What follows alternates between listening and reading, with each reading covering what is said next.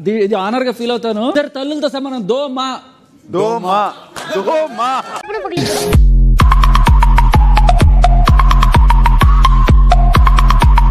ఆయన ఒక్కొక్క జోక్ వేస్తారు, తలం పై నుంచి వెళ్ళిపోతుంది సార్. ఇవాళ రాత్రి నుంచి నీకు దోమ జోకులు చెప్తారు.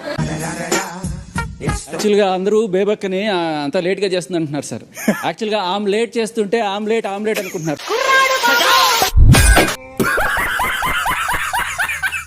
ఎక్కడ పడితే అక్కడ ఎక్కడో మూలను కూర్చుంటాడు సార్. ఎవరైనా వెళ్తే చీ రాకు అని చెప్పి ఆయన అక్కడే కూర్చుంటాడు.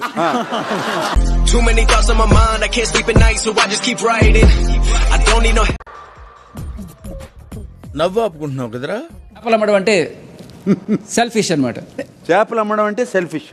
Selfish joke sir. అబ్బాబ్బాబ్బా ఏం చేస్త్రీ ఎప్పుడు ఇలాగే చేస్తారా? ఈ మధ్యలో చేస్తున్నారా? ఏదో ఫ్రెండ్లీగా మామ అనుకుంటా. 2 మాలు ఉన్నాయి కదా అని దోమా చేశాడు. ఈ రకంగా మామ చేశాడు.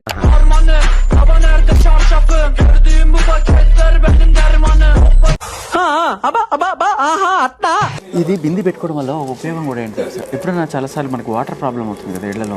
ఆ బిందెని తీసుకుని పట్టుకోవచ్చు. మ్యూజిక్